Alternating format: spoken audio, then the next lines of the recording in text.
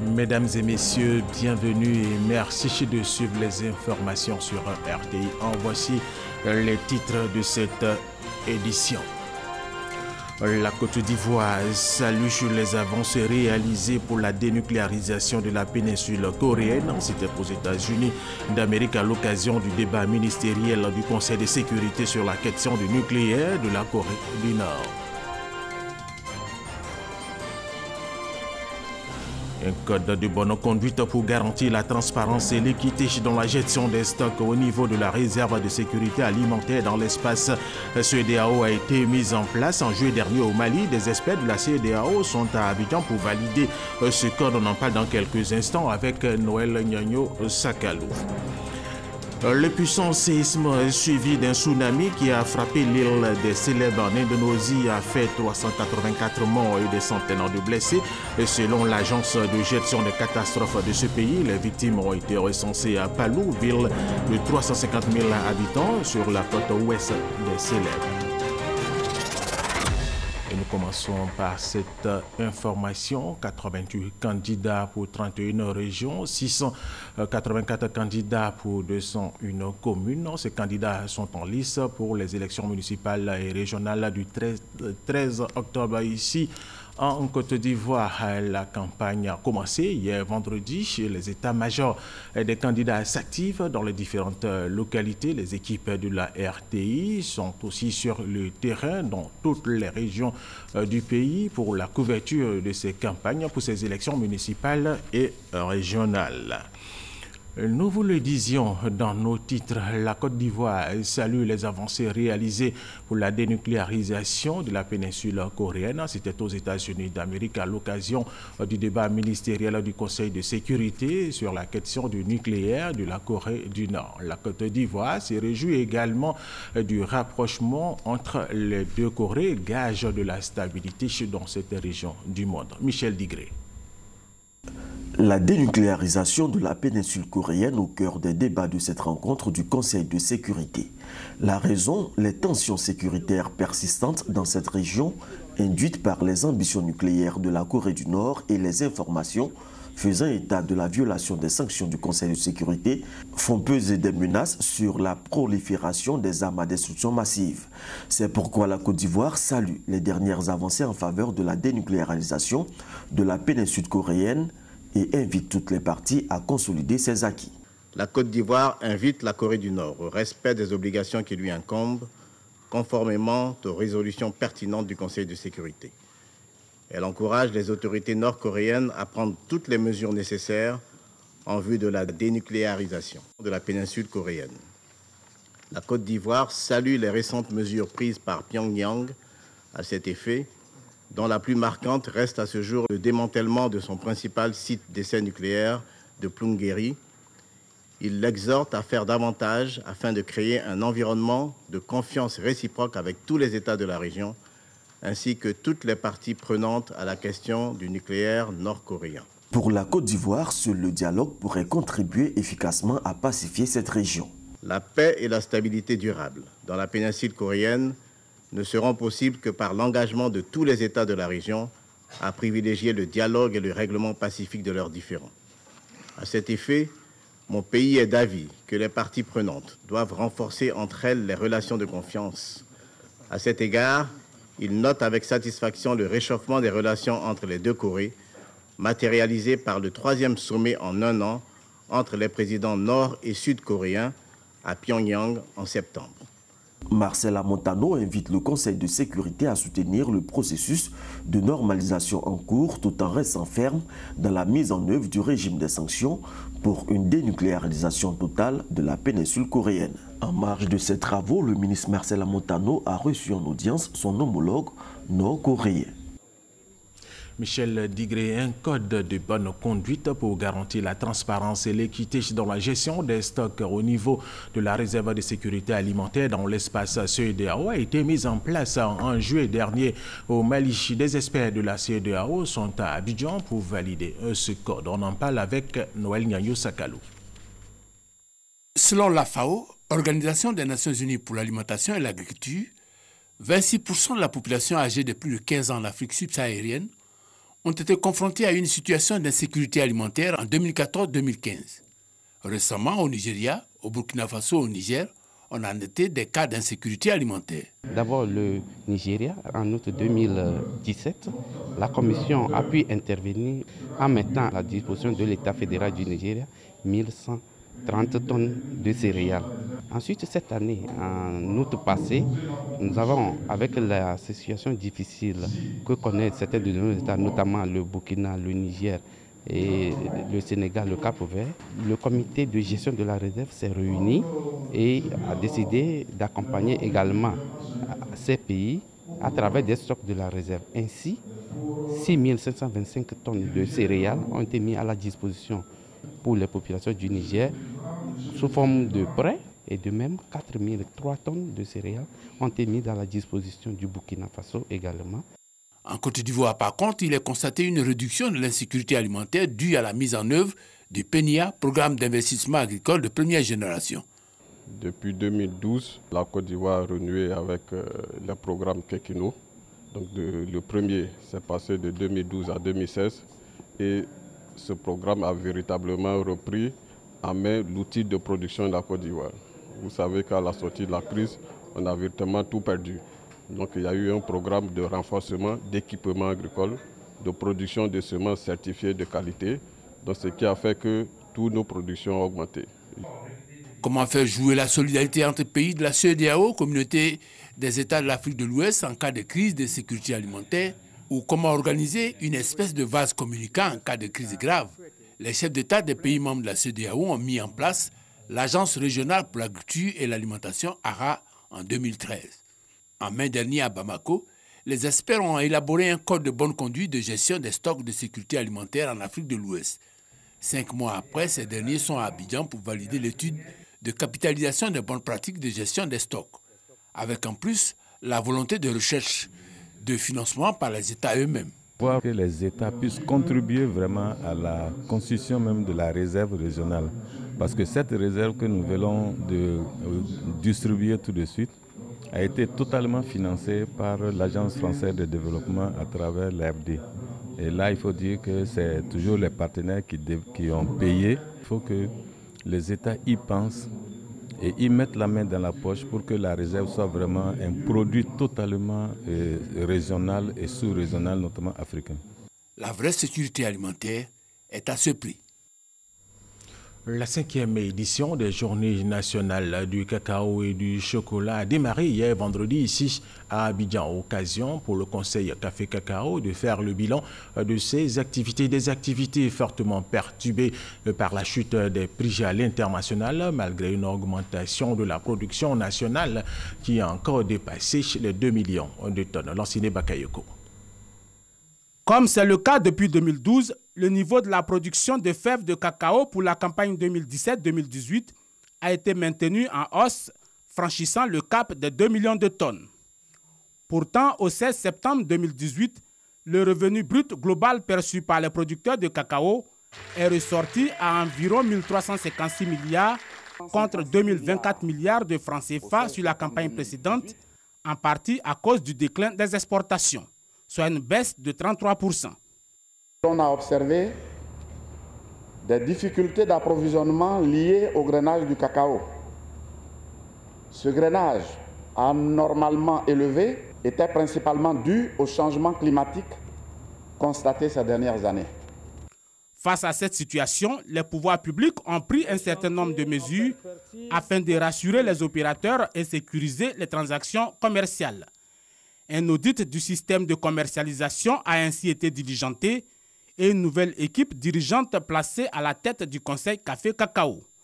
En vue de stabiliser durablement la filière, d'importants chantiers sont aujourd'hui ouverts.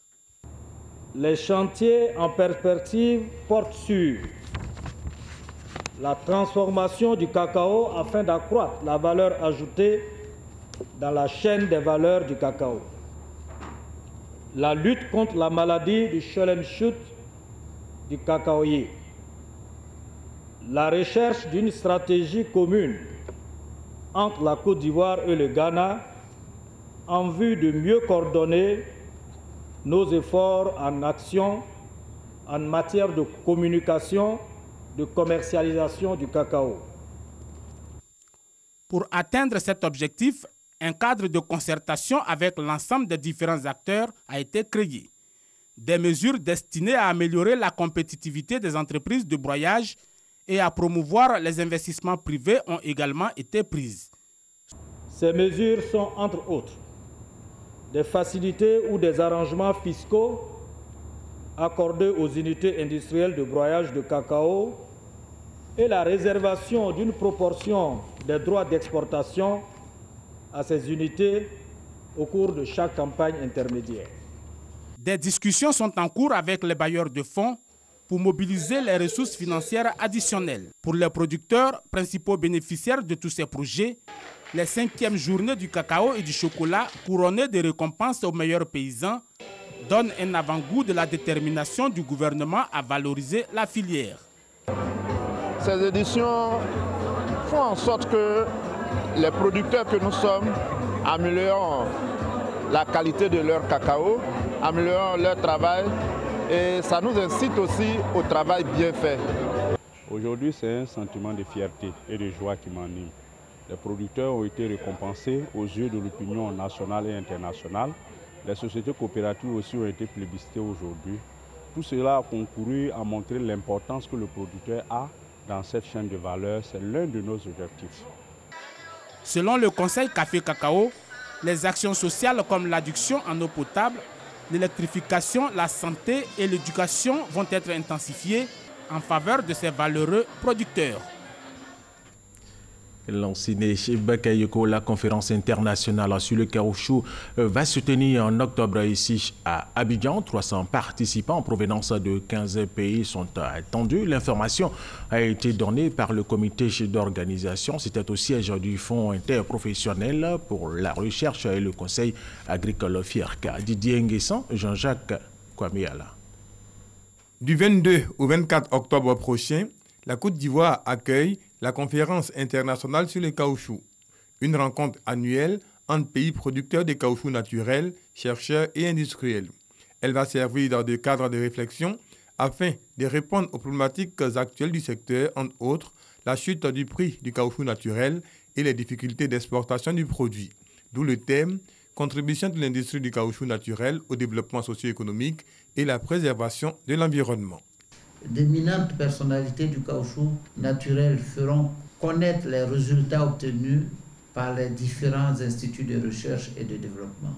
Aussi, j'invite tous ceux qui s'intéressent à l'agriculture et au caoutchouc naturel à assister à cette conférence pour découvrir, apprendre, comprendre, se former ou avoir des réponses aux interrogations qui sont de leurs différents centres d'intérêt.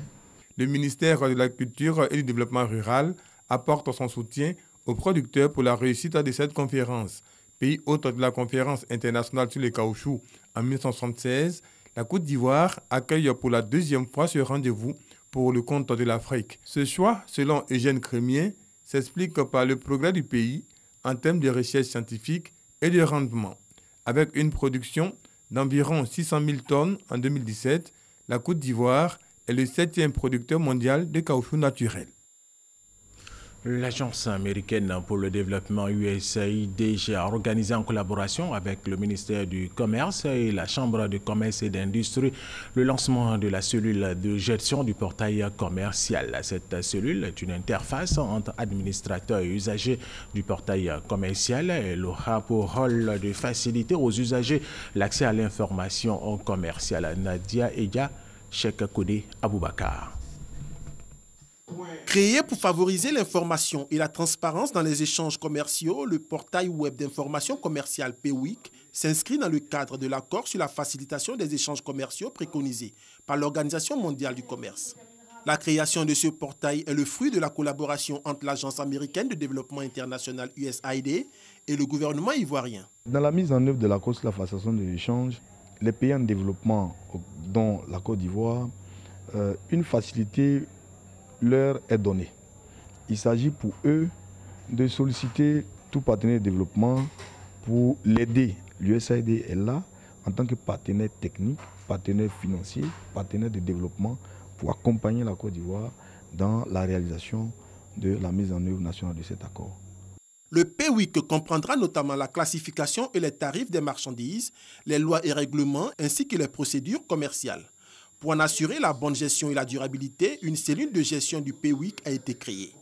Elle est composée de 3 membres permanents et de 26 points focaux issus des différentes administrations.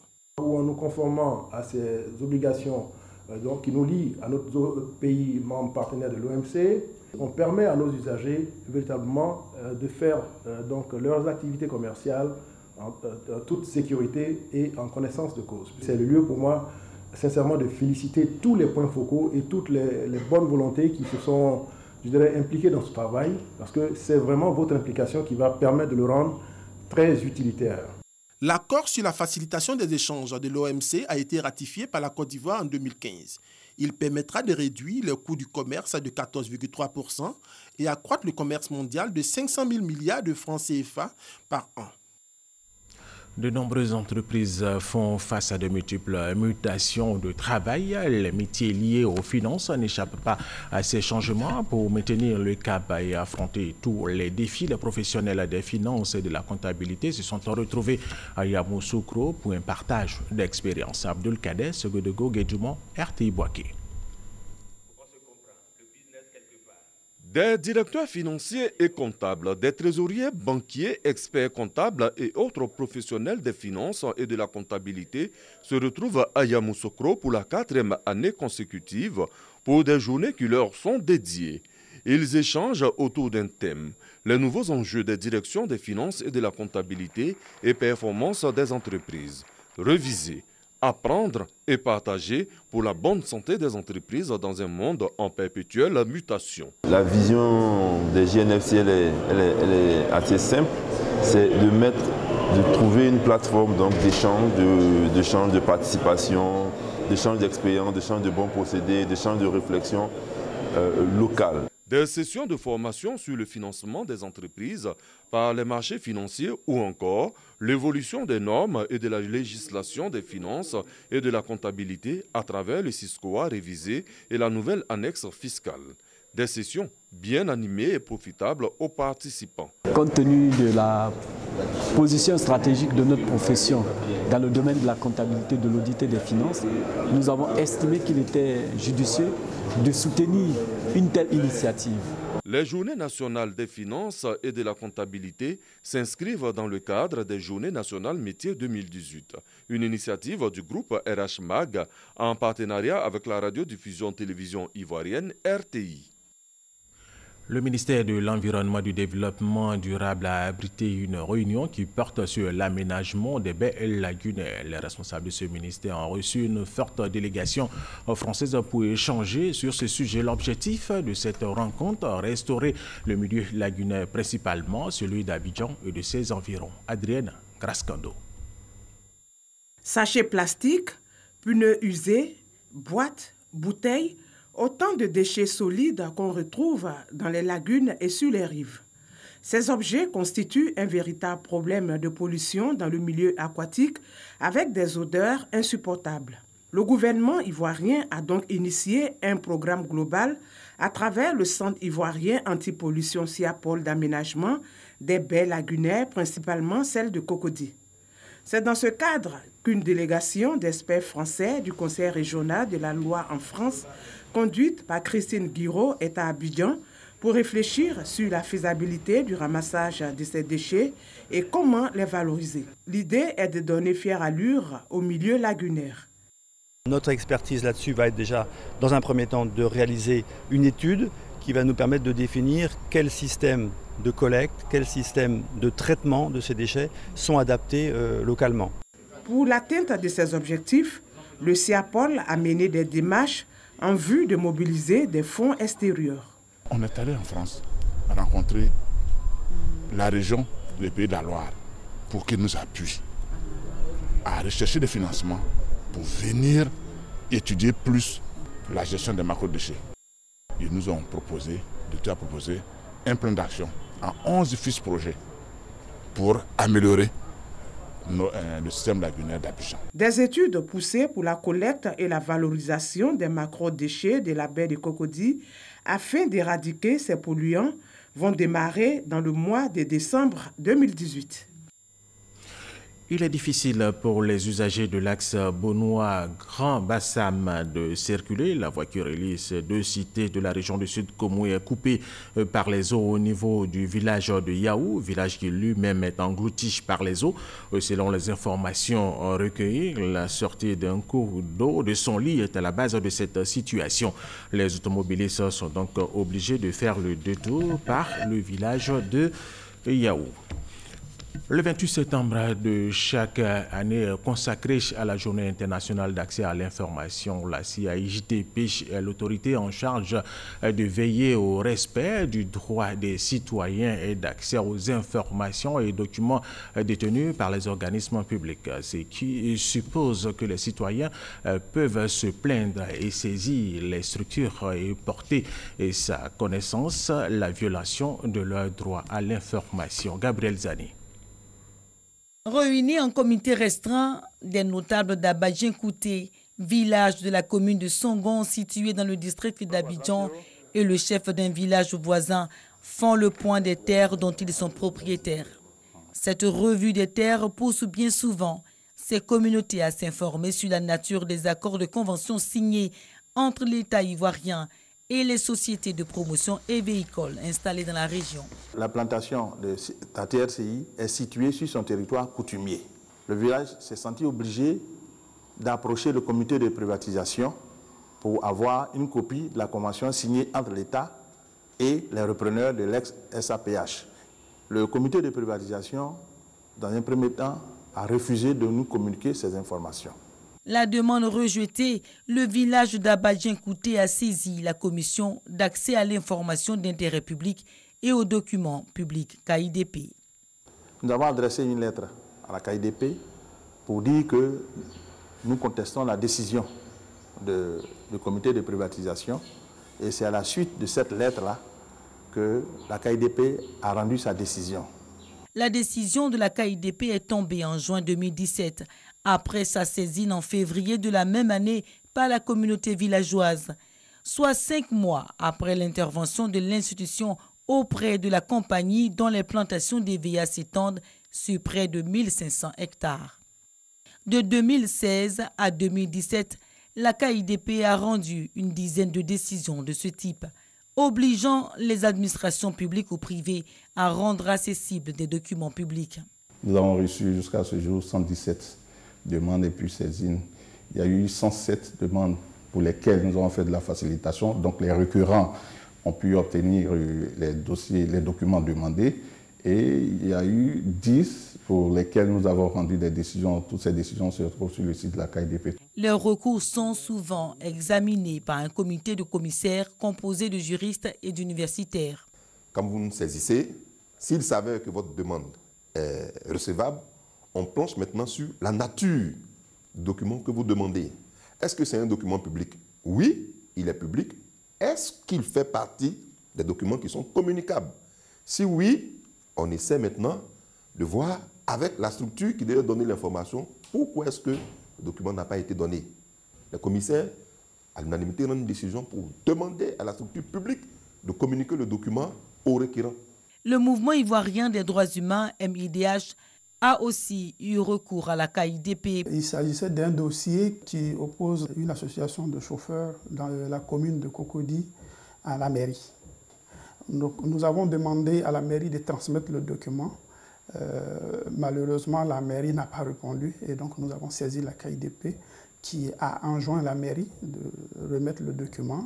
La mairie a remis le document à la KIDP qui ensuite nous a transmis le document. Des succès qui renforcent le travail de la KIDP, créée en 2013 par la loi numéro 2013-867 du 23 décembre 2013 en son article 19. Mais l'institution a débuté ses activités après la prestation de serment des commissaires en juin 2015.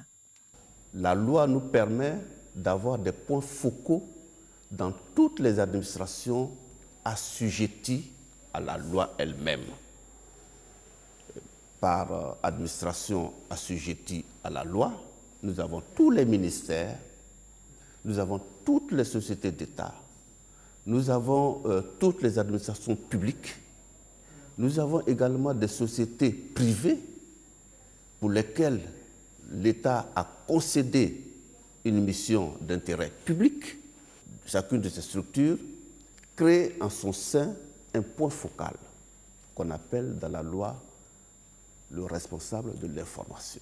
Le citoyen s'adresse d'abord aux responsables de l'information dans les structures qui sont assujetties à la loi. La KIDP est une autorité administrative indépendante. Si au recto, elle affiche la transparence dans la gestion des affaires publiques, au verso, l'institution illustre bien la volonté des pouvoirs publics d'octroyer à tous un pouvoir de contrôle sur ses décisions. Lorsque le document ne lui est pas remis, malgré les relances et autres, mais il faut savoir qu'il y a un délai. Le délai pour le journaliste et l'enseignant et le chercheur, c'est 15 jours. Le délai pour les autres catégories de professions, c'est 30 jours. Mais passé ces délais, la KIDP doit être saisie.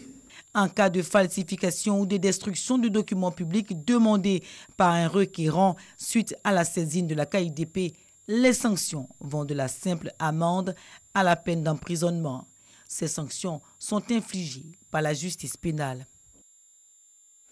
Voilà, les citoyens peuvent se plaindre de saisir les structures de la KIDP et porter à sa connaissance la violation de leur droit à l'information. Le premier bataillon d'infanterie d'Akwedo a célébré sa traditionnelle fête patronale dénommée Saint-Maurice, patron des Fantassins, autour du thème « Le soldat est nouveau face aux défis environnementaux ». Cette célébration a réuni pendant une semaine les militaires de cette unité autour d'activités sportives et caritative ouverte au grand public. Abou Sanogo. Saint-Maurice, fête de l'infanterie, l'incarnation de la foi et de l'honneur des fantassins. Patron des fantassins célébré au premier bataillon d'infanterie d'Akwedo. Un thème au cœur des festivités. Le soldat nouveau face aux défis environnementaux. À travers ce choix, les soldats du premier bataillon d'infanterie entendent installer la problématique du développement durable au cœur de l'engagement militaire. Pendant une semaine, les militaires de cette unité ont communié avec leurs frères d'armes à travers un footing pour renforcer la cohésion entre eux et vivifier le lien armée-nation. Un dépistage gratuit du diabète et une consultation ophtalmologique ont été offerts à la population quand un don de sang a permis au Centre national de transfusion sanguine de recueillir de nombreuses poches auprès des militaires. La clôture de la Saint-Maurice a été marquée par une cérémonie militaire à la place d'armes colonel Oulaï Zaon Gaston, qui a réuni l'ensemble des unités de l'armée de terre stationnées à Akwedo, où les soldats se sont souvenus du sacrifice de Saint-Maurice qui a préféré l'honneur à la félonie, la conviction à la compromission au péril de sa vie. Pour l'histoire, c'est le 22 septembre 302 qu'un officier de la Légion romaine du nom de Maurice a reçu de Jules César, son supérieur hiérarchique, l'ordre d'assassiner de nombreuses personnes pour le délit de croire en Dieu. Maurice refusa d'obéir à l'empereur romain qui ordonna sa mort immédiate et celle des 6600 soldats de son armée. C'est en souvenir de la bravoure de ce chef militaire que les soldats de l'infanterie du monde entier l'ont adopté comme saint patron et le célèbrent tous les 22 septembre. Abou Sanogo, les commandos parachutistes célèbrent aujourd'hui le saint patron qui est Saint Michel, l'un des 3 archanges de la Bible, avec Gabriel et Raphaël. Rappelons que c'est Saint Michel qui a pris la tête de l'armée céleste pour défendre le bien. Les 255 chrétiens et évangéliques ivoiriens poursuivent le pèlerinage 2018 en Israël. Ils ont visité mercredi dernier plusieurs sites, notamment le tombeau de Christ, la montagne de Sion et le mur de la Lamentation. Nous aurons le reportage de Juliette Aouya dans nos prochaines éditions. Et puis le puissant séisme suivi d'un tsunami qui a frappé l'île des Célèbes en Indonésie a fait 384 morts et des centaines de blessés selon l'agence de gestion des catastrophes de ce pays. Les victimes ont été recensées à Palu, ville de 350 000 habitants sur la côte ouest des Célèbes. Voilà, Eva Michel Mambo a supervisé cette édition. Merci aux techniciens, merci également à la réalisation et merci à vous de l'avoir suivi. Restez avec nous sur RPI 1.